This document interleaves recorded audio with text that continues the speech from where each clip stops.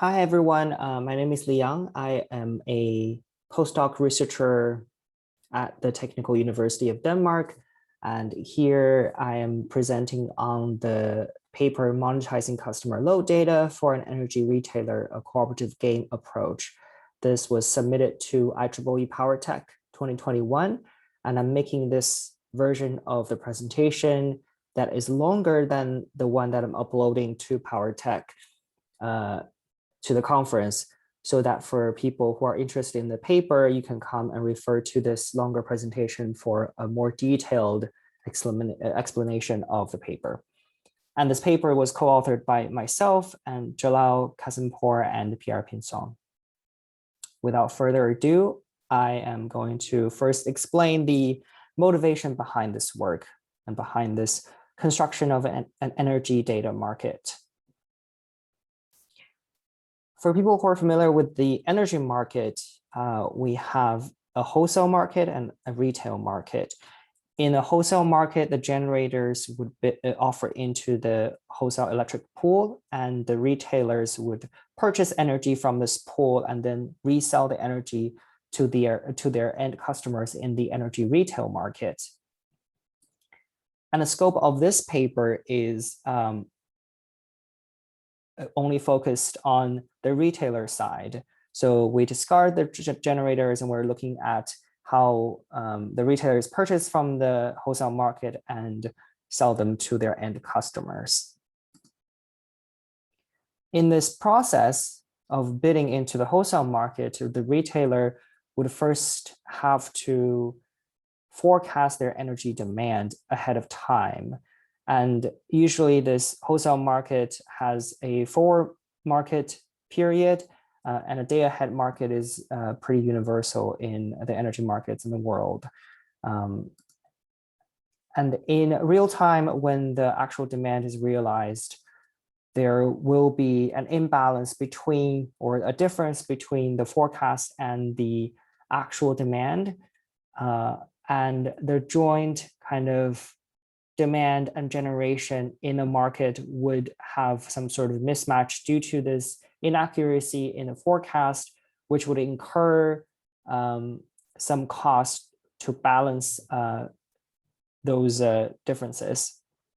And that cost is eventually passed down onto the generators and the retailers in the form of an imbalance cost, which is usually proportional to the difference between their forecast and their actual demand. So the retailers would have an incentive to improve their forecasting in order to reduce this imbalance cost. And currently, the main strategy for the retailers to do that is to get more customer load data for them to improve their forecast. And smart meters have been widely applied in the world to collect detailed customer load data in order for the retailer to analyze and also forecast better.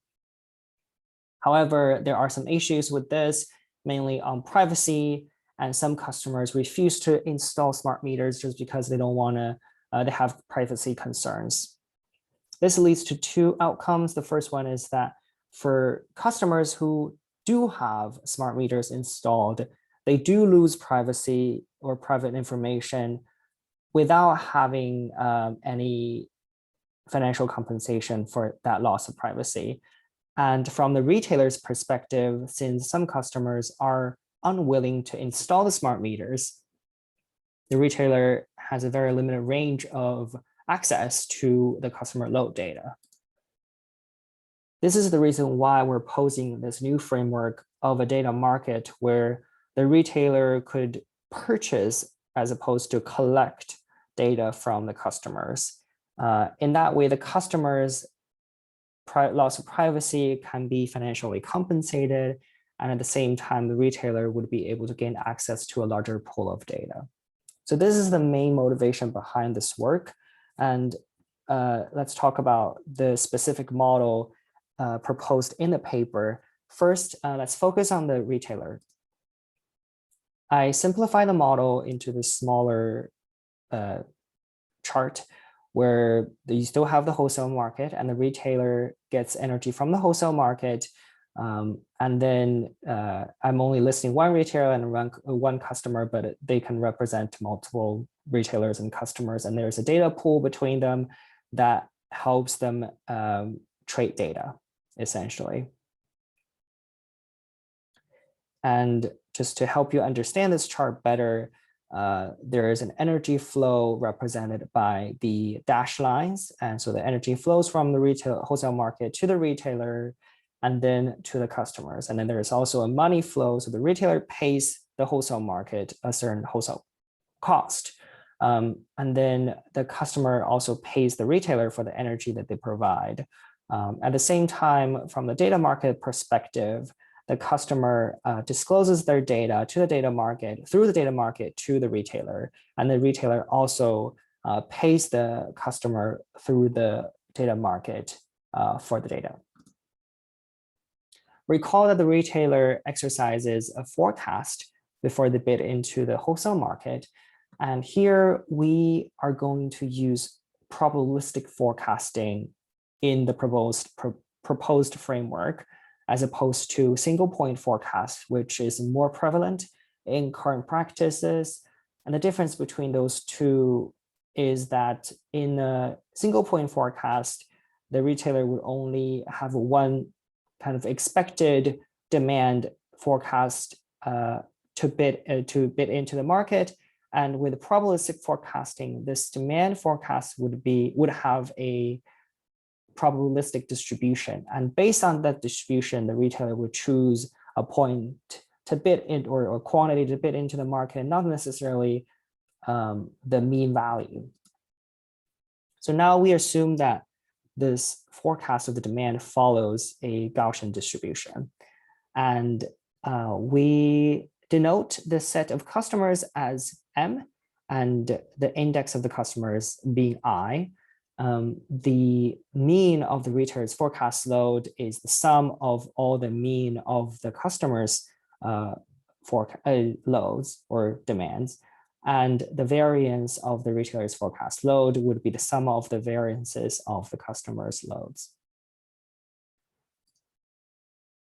This is a two-stage problem where you have a day-ahead stage and also a real-time stage. So in the day-ahead stage, the decision-making happens, which means that the retailer would have to decide on a quantity to bid into the wholesale market, and the retailer is going to end up with a cost that is a function of both this bid and also the probabilistic forecast of their real-time demand. And this cost has two terms. The first term is the wholesale cost, which is the first stage cost, and then there's also the imbalance cost, which is the second stage cost. And the retailer's exercise is to minimize the total cost, so the sum of these two terms, by finding the optimal quantity to bid into the wholesale market. This is called a Newsvendor problem, and it has a nice solution where you would use the inverse of the cumulative distribution function of the demand. And so that this, the quantile that you're looking at is represented by gamma. Gamma is calculated by using the prices, including the wholesale price and also the imbalance prices. So these terms are unknown ahead of time, but we assume that they can be inferred through historical data. So we would, when we're doing the exercise, we would know the quantile, or we could calculate the quantile so that we can calculate the optimal quantity to be bid into the market.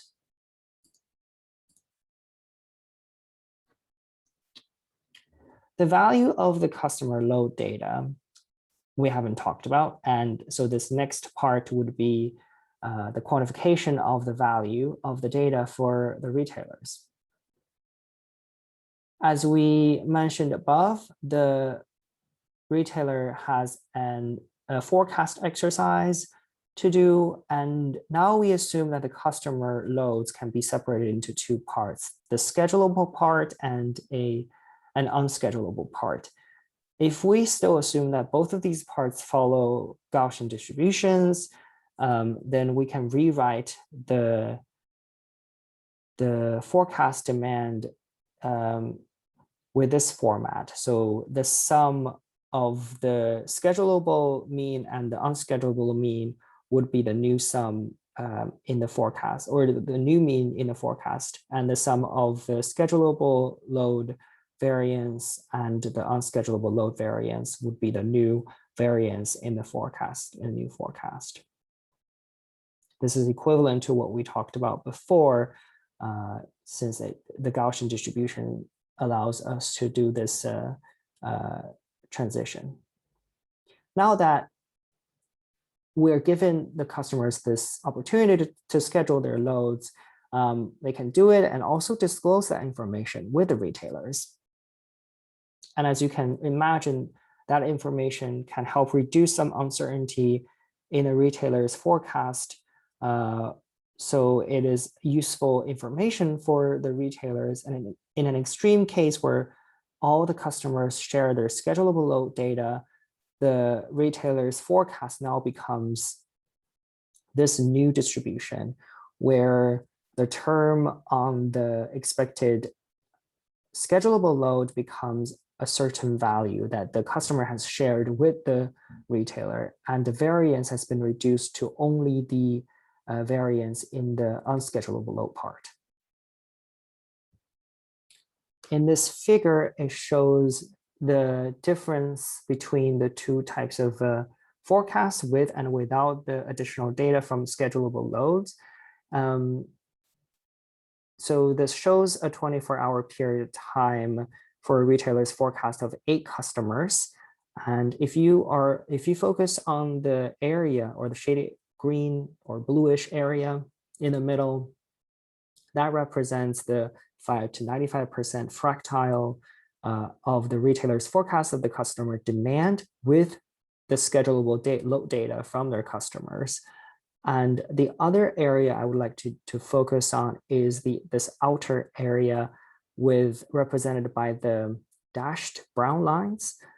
This is the 5% to 95% fractile for the forecast without any schedulable load data for the retailer.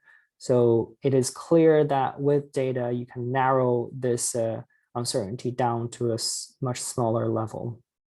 Some of the assumptions on the proportion of the schedulable load data in the whole loads will be shown later, but I can tell you that for each customer, that percentage is between 10% to 90%, meaning that it's 10 to 90% of the total customer load that would be schedulable.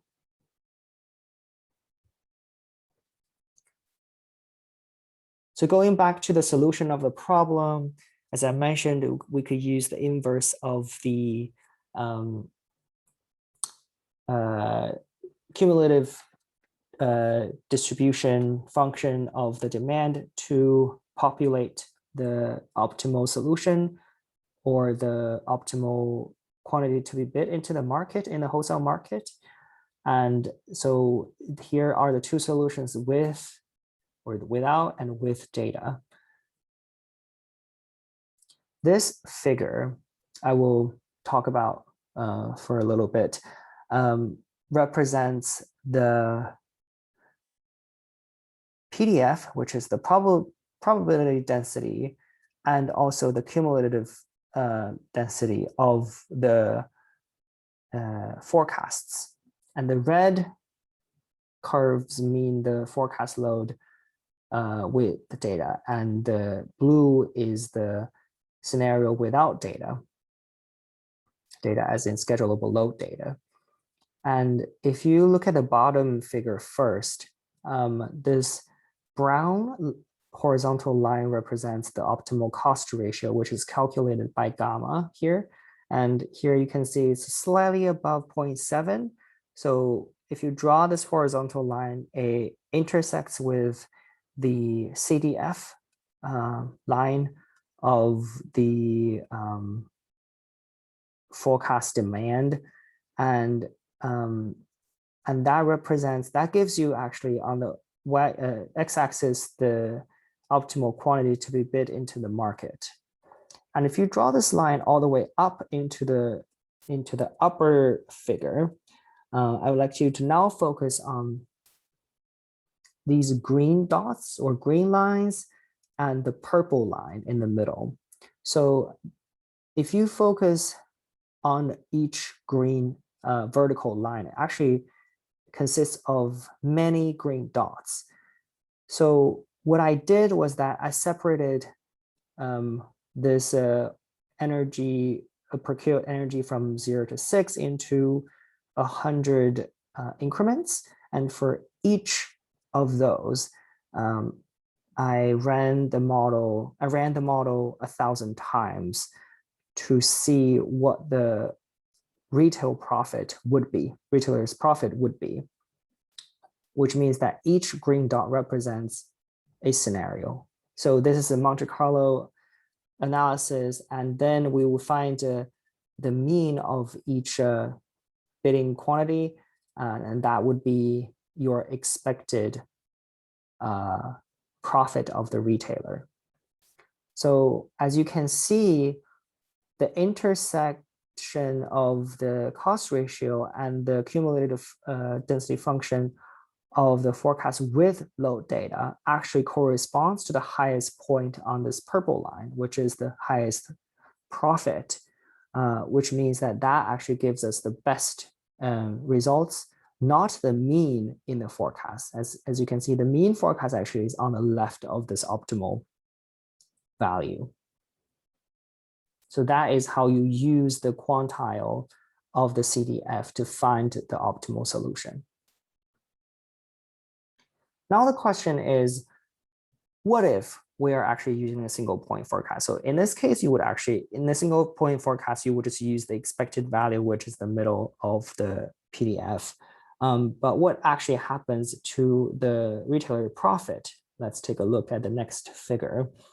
In this figure, if you are using probabilistic forecasting, you are going to find the optimal solution when you're minimizing the expected cost of the retailer.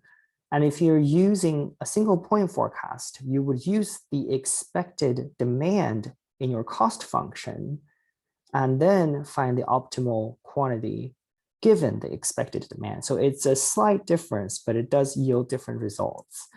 And now looking at this figure, let's look at the first two figure on the left. They also are results of a Monte Carlo simulation, which is also run 1,000 times for each scenario. And if you compare the first two, you will see that the difference is that one is using the expectation of the demand, the other is using the cost ratio. So meaning one is using point forecast or single point forecast, the other is using probabilistic forecast.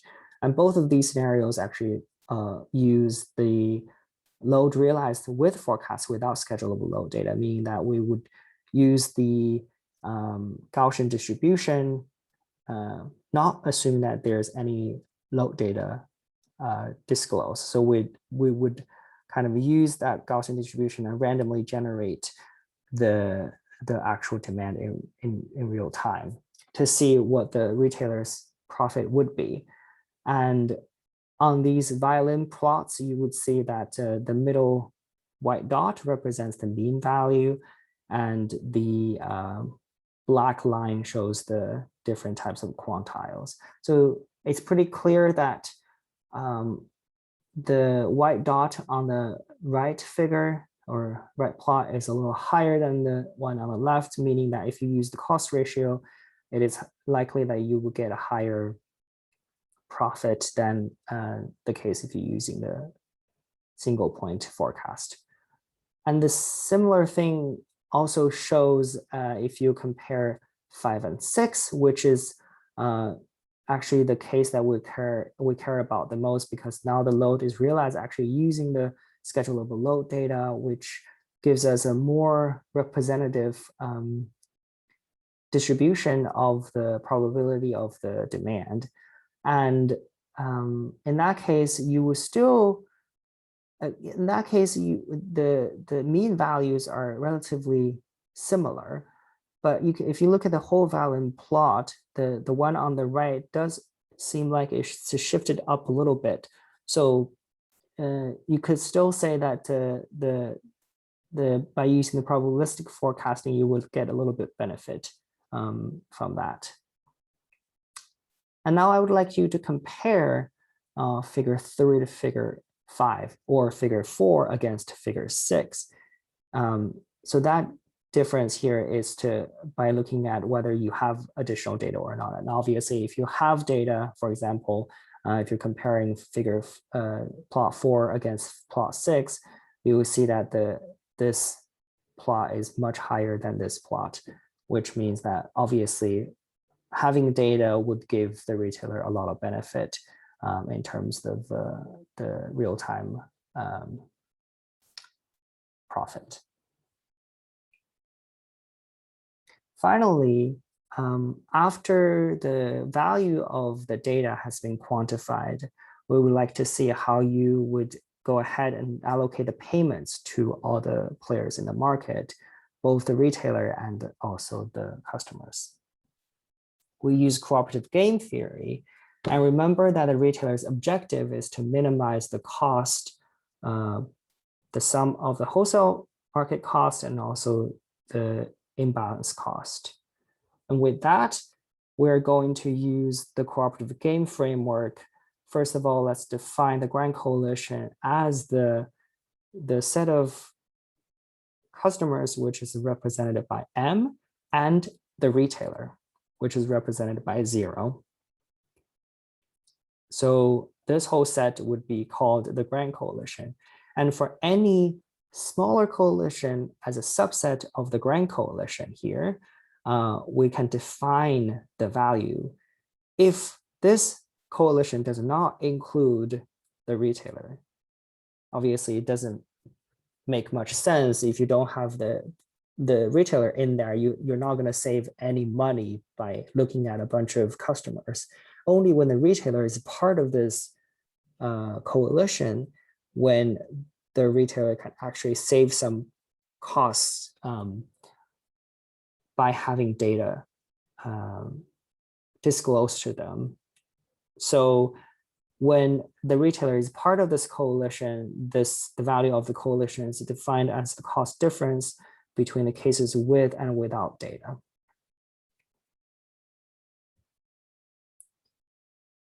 To give you an example, if you're looking at the grand coalition, again, using figure 2, where you're comparing the case with the grand coalition disclosing data or not, similarly, you would find the optimal solution without data would be extending the cost ratio to intersect with the CDF of the case without data.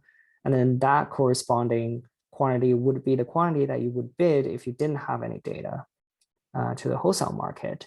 And the profit you would realize would be at this point, which is lower than the optimal point. And this gap here would be the value of the grand coalition. And similarly, you can do that for all the coalitions within the grand coalition and use that as a basis to calculate the payoff allocation.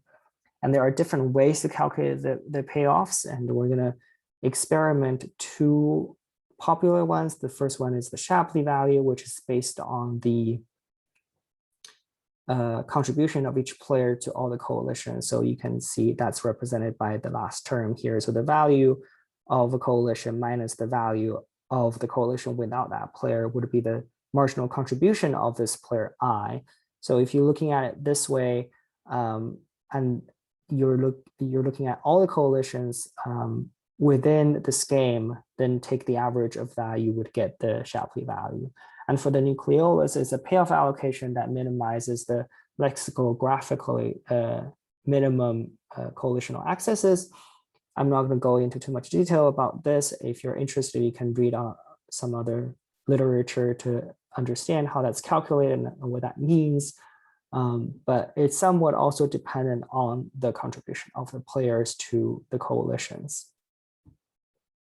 Some model assumptions and inputs include the retail price being the retail price, the wholesale price, the imbalance prices, and like I said, the schedulable load as a part of the whole load would be 10 to 90% at random for all the players. So when we select a player, we would just randomly generate a number between 10 and 90% to determine their schedulable load. And for the schedulable load, we assume that their standard deviation is at the same value as their mean. And for unschedulable load, and that value will be 50%. And for each case, we select randomly 8 customers from the UK customer-led network revolution trials. And you can find the data in the link below. The 8 customers are randomly generated for each case we look at. And here on the left in figure 4 and 5, we're showing one of the results from one of the cases we have generated. And these are in monthly terms. And as you can see on the upper figure, figure 4, it shows the allocated payoffs for both the retailer and the customers. And the payoff for the retailer is the highest.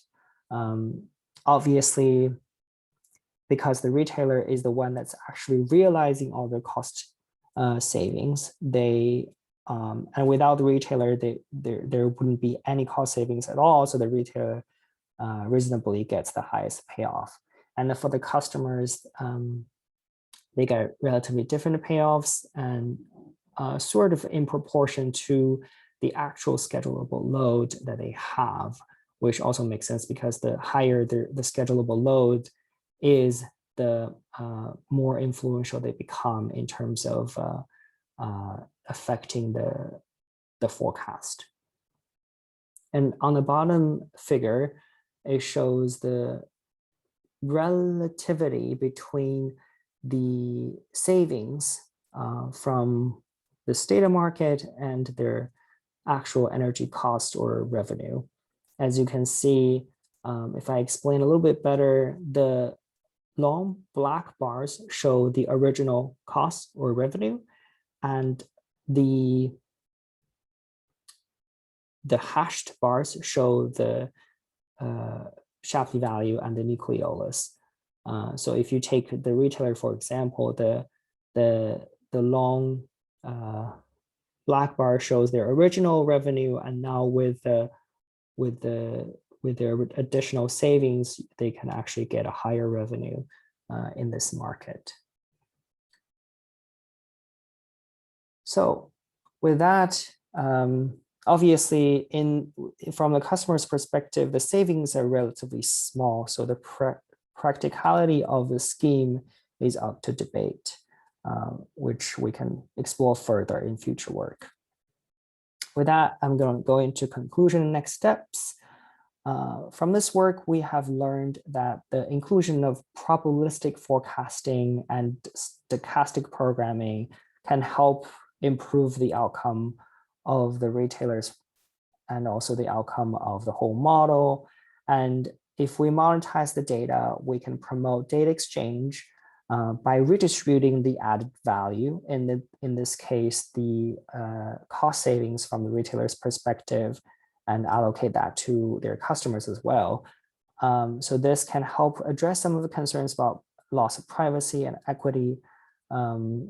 Obviously, in this model, we haven't talked about specifically how you would address privacy, but in our ongoing research, we would like to explore mechanisms that also allow the data sellers to set specific individualized data privacy criteria that can also be translated into financial thresholds during trading.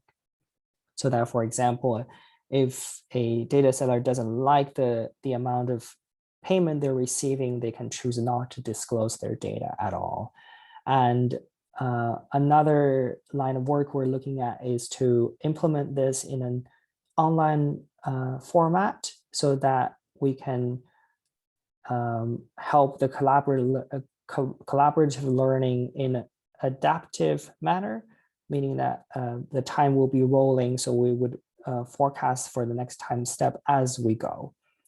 And additionally, we would like to extend the concept to different use cases, and currently we're exploring the concept of a data market in specifically wind power forecasting and the collaboration among wind agents. And with that, I would like to conclude my presentation today. Thank you very much. And if you have any questions, please feel free to reach out to any of us. And thank you very much for listening. Bye-bye.